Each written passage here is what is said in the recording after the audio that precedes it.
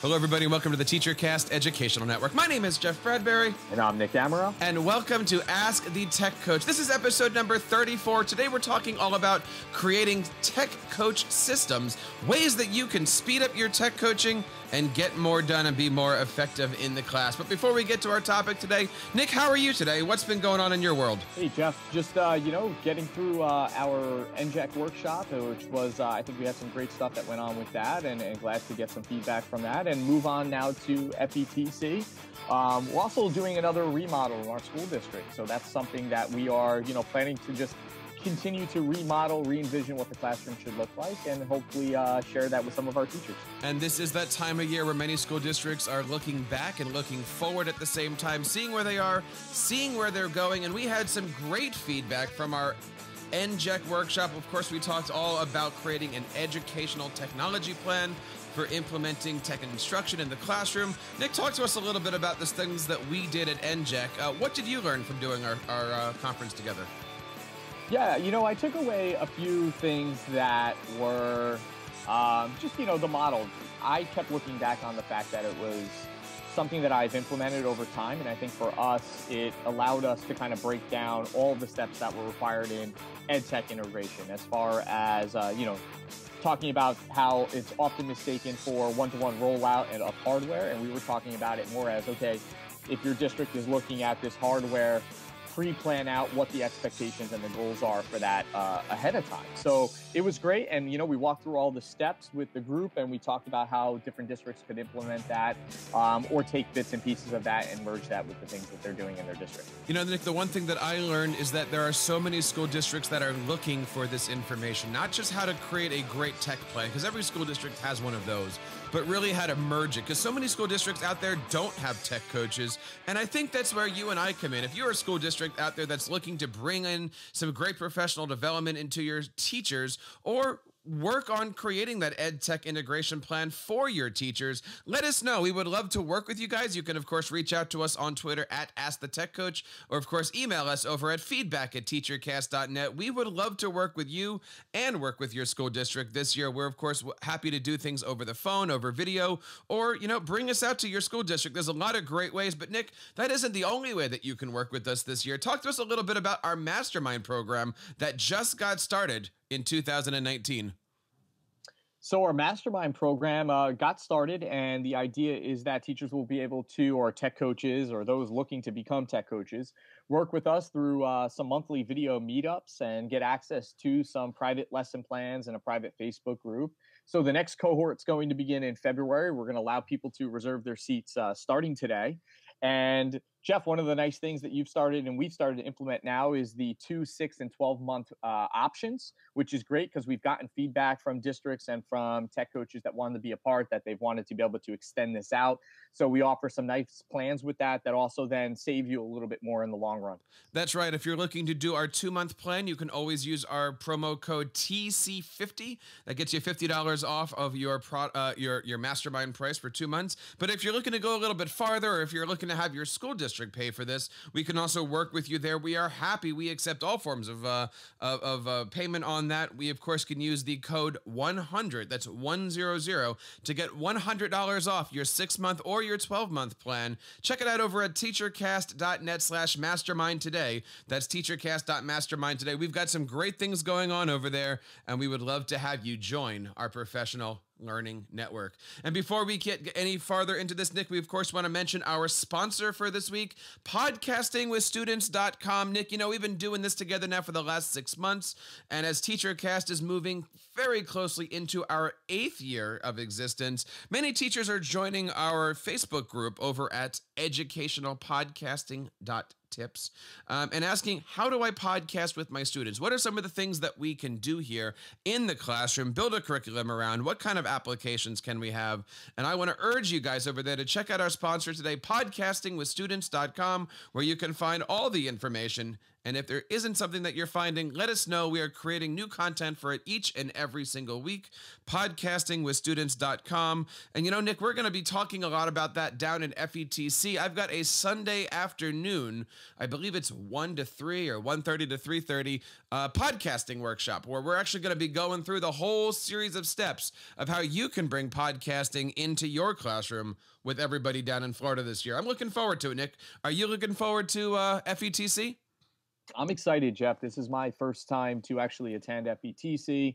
I've always tried, keeping track of what's going on, and I had planned, obviously, in the past to attend. So this is an exciting one, and I always find that there's just so many valuable things. It looks like there's a great lineup of speakers and keynoters, and just to be a part of some of the various workshops and meet with some of the PLN people that I talk to on Twitter and via email. So this will just be an exciting time just to get to share and take part in some hands-on workshops. And there's one I'm really looking forward to, just to talk about design thinking and how that has applied to Disney, to kind of learn from it that way. So that's one workshop that I thought stuck out to me, that I'd love to bring that back to my district and hear what they have to say.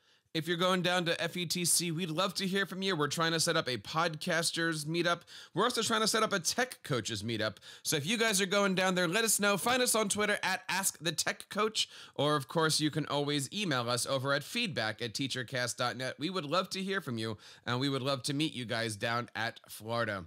Now, Nick, today we're talking all about creating systems for our tech coaching. What is our tech coach tip of the week?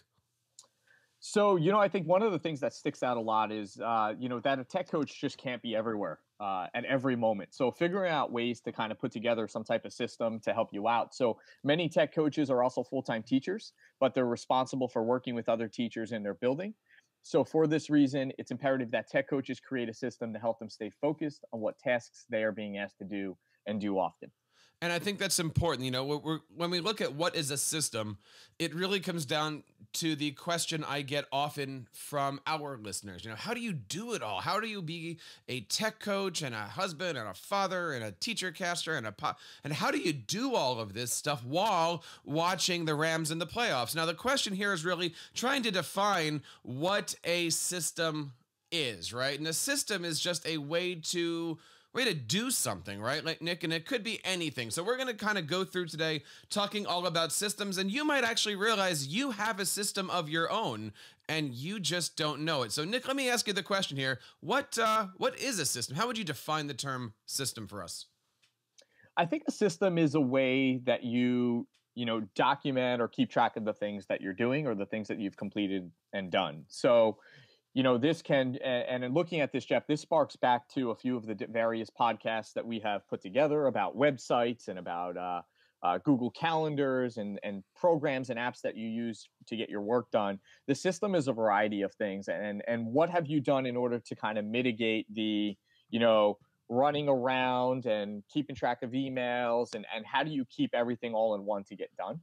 And it really is that tool, right? That tool that we're going to use to be organized. And the only reason why to do this is for consistency, right? So that way everything gets done the right way.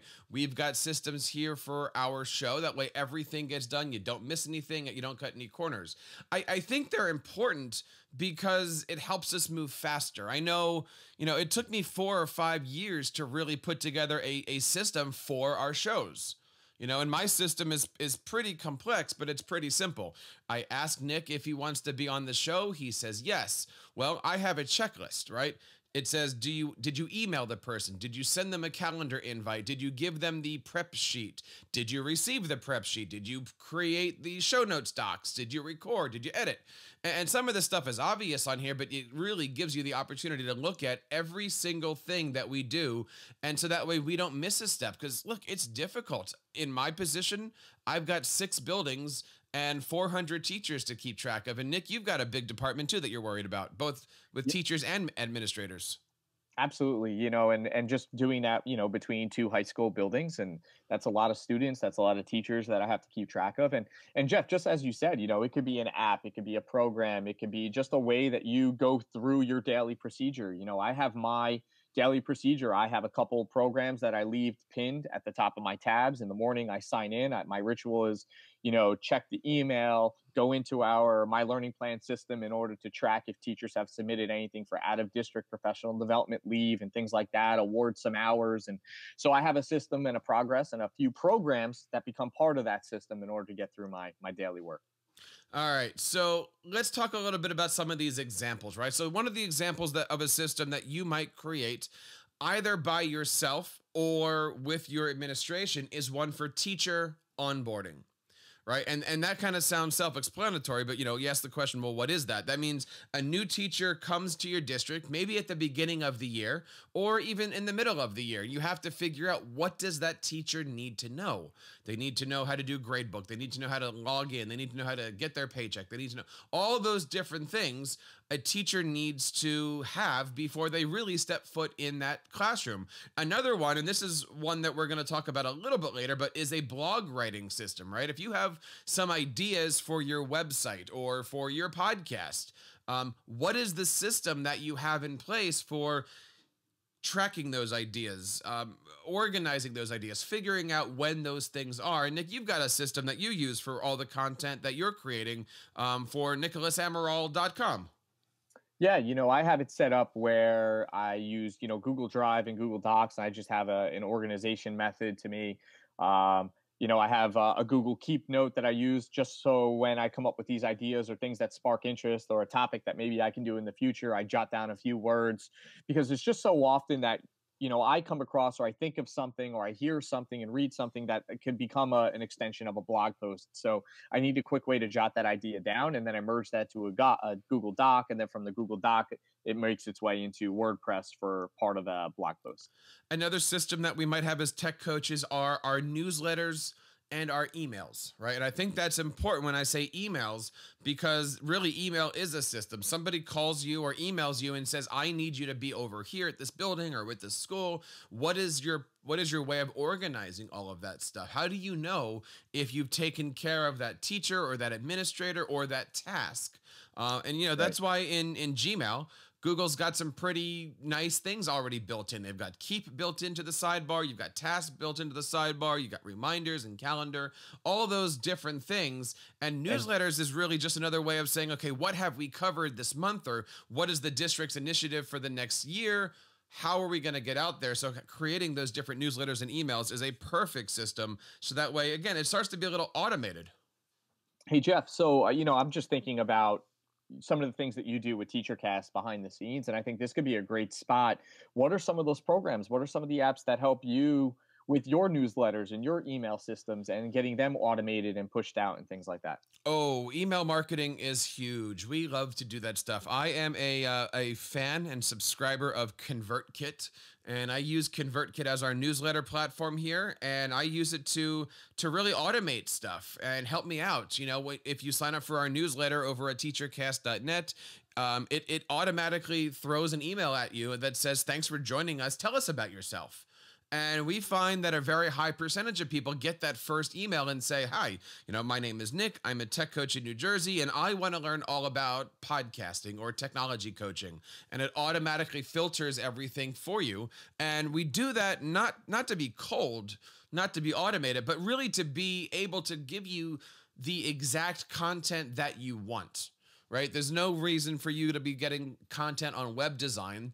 You're not going to want that. So if you only want to learn about, STEM education, I'm only going to be giving you guys stuff on STEM education. And we call that segmenting. But there's a lot of other great companies out there. ConvertKit is the one that I use, but there's also Aweber, Constant Contact, MailChimp, things like that you can use even as a tech coach that are free. And, Nick, I think we said this before. I would love to do a whole show on just email marketing in tech coach world and how that's not even considered these days.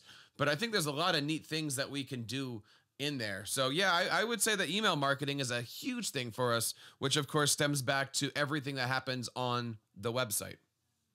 Yeah, and then that's a weak area of myself. I don't do a lot with the automated and just pushing enough of the newsletters and emails out.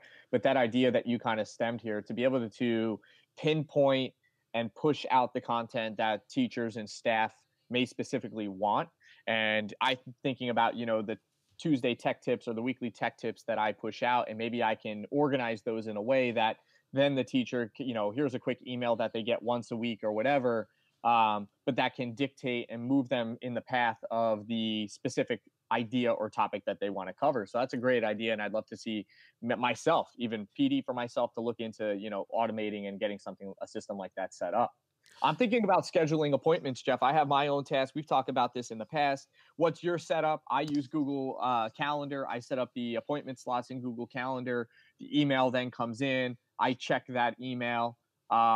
If I'm working one-to-one with teachers, I use a separate program. So if a teacher tells me they want to schedule an appointment with me, but they want to do a one-to-one workshop after hours, I use my learning plan for that, which then notifies me, gets routed to me. I'm able to track and see, okay, am I free on that day, and push it back to the teacher. What's your setup for scheduling appointments? Most people email me. I do have a Google form on our staff portal, but I find that most people just either find me in their buildings and I pull out my phone and we just use simple Google Calendar.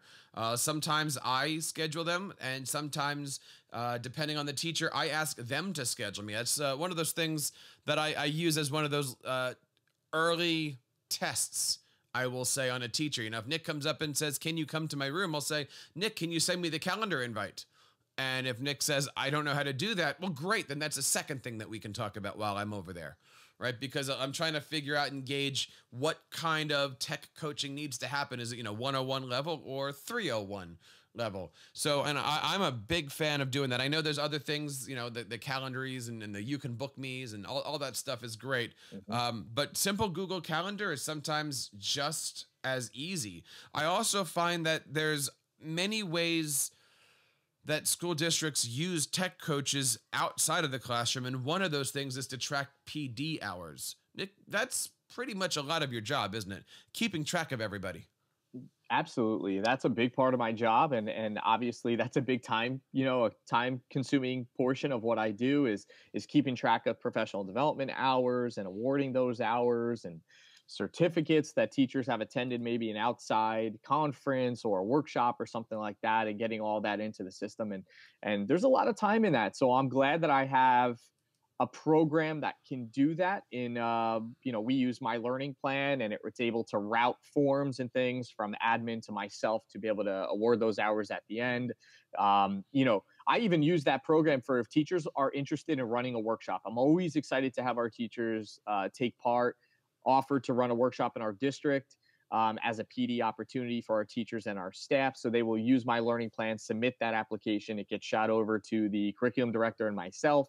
If I approve it, it moves to him. He approves it. We put it on the calendar. And then when they're done, it shoots itself back to me, and I'm able to award those hours for them doing that. The other part, though, outside of that, Jeff, and it's still tracking professional development hours, is me using our LMS in order to award badges, certificates, and things like that. And that's a whole nother side of, I just need a program and a platform that has become our hub so that I can create the modules, keep track of where teachers are in the module, and award the badges upon completion. Yeah, but Nick, there's so many different things that you're doing during the day. A tech coach doesn't have time to learn all of these things. Where is a good place that tech coaches can go to learn about how to use an LMS in their school district?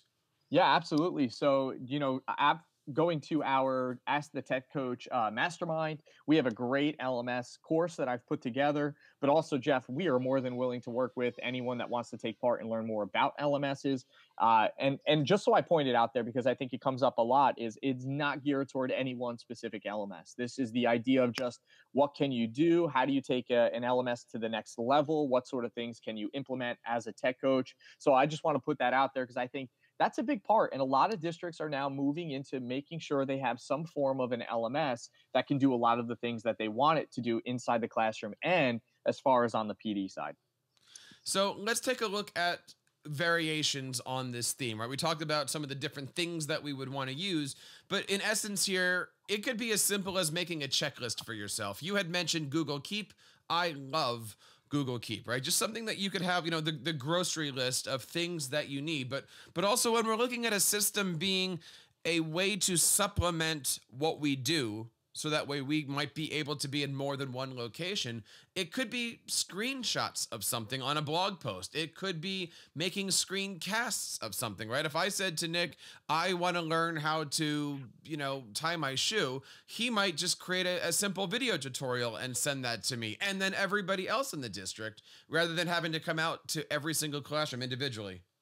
Absolutely, and that's a powerful piece. I'm bouncing between two high schools. I try my best to kind of schedule time at each one every day of the week. Obviously, that doesn't happen with everything, but I need that opportunity to supplement, and I supplement that with the video tutorials. I was just putting together a site for parents and students to be able to go to that if they had questions or needed help in order to try to do something.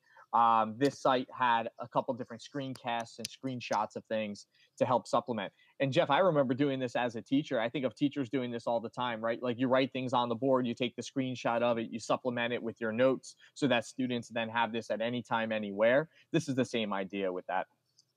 Now, when we're looking at other ways that a system could look like, the ticketing system is always important, right? And I kind of look at Gmail filters all in that same boat. So, for instance, if somebody comes to me through an email and says, "Can you help me with something?" I immediately put a label on that. And that goes, basically, I'm turning my Gmail inbox into a ticketing system where I have a label that says stuff that needs to be worked on. And I have a label that says, already has helped that teacher or whatever exactly that I have it there. I also have Gmail filters set up so that way, if, for instance, again, if Nick emails me, it already automatically tags him with his building and even his subject and his grade level. So I kind of do that throughout the year as new teachers pop in. So that way I can see, all the green is social studies and all the orange is math or whatever. So that way I know what I'm looking for. And so that way, if I see a lot of orange, for instance, in my inbox, I know it's time to start creating some math workshops for my teachers. And that's a good system. I don't use too much with I utilize filters, but I don't think I've used it in a sense that it's become a system of me that I'm doing often enough.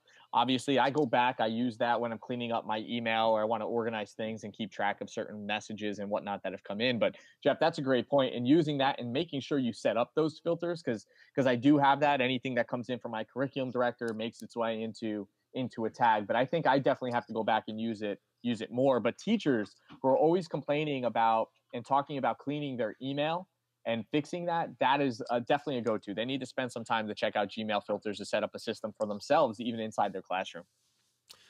Now, we talked a little bit about what is a system, how to use a system, and maybe you're still out there going, okay, I get it, but what can I do with the tools that we have here?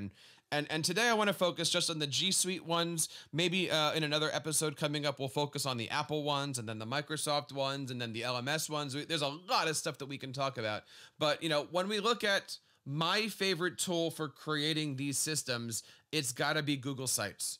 Because in a Google site, you can do anything and you can embed anything. I have a tech coach website that really is my heart and soul of everything I do. Everything that I need is on that website, including a bunch of Google Sheets.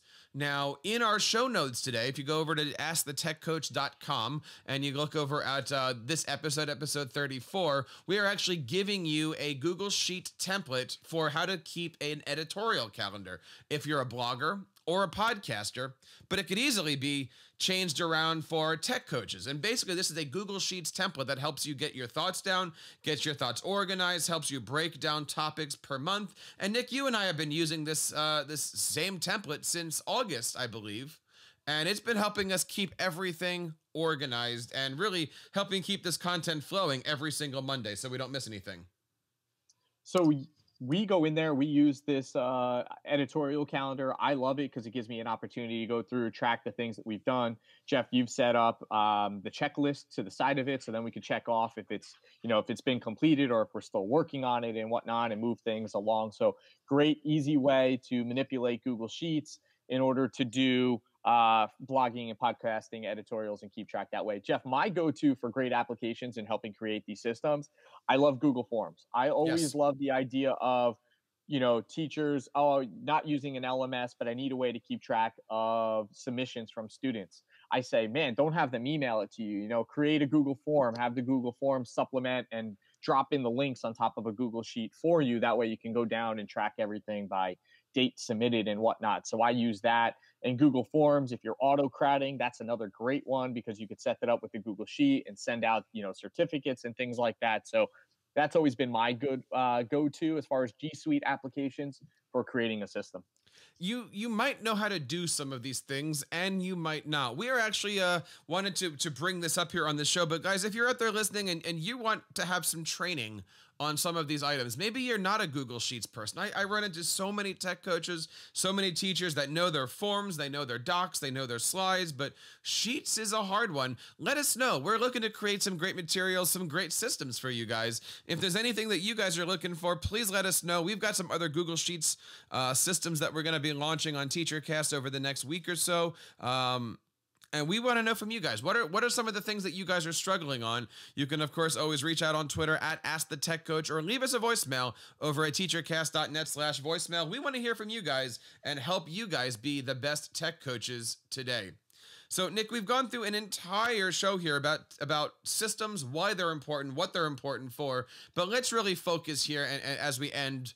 What are the 3 things to think about when we're creating and coming up with systems for our tech coaching? What's the first one?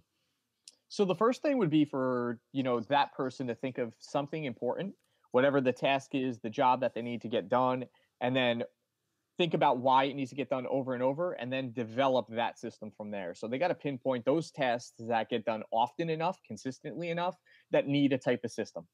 And that's where, again, that editorial calendar came up for Nick and I. We're both paper-based people. We sat down at the mall last summer. We put everything on paper, and we said, wait a minute, this is a lot easier to do on a spreadsheet. And a few hours later, we had a nice color-coded spreadsheet. Done. Simple, easy to use. You can format it. You can formulate it. Anything that you want. It all works for you. Even with the mastermind, Nick, where would we be if we didn't come up with an admin dashboard spreadsheet to help keep track of everybody and the topics and the guests that we're going to bring in and the show note? Everything is designed around Google Sheets and just basically trying to figure out what do we have to do and then how do we not have to do it by using a system. So thinking about what's important to you is the first step. Nick, what's the second step?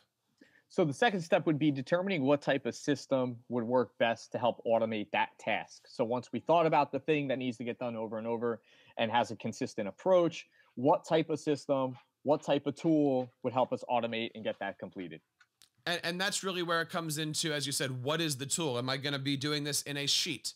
Am I going to be doing this in a sheet by way of Google Forms, right? Because sometimes, I don't know, Nick, I'm the guy that says there's a form for everything.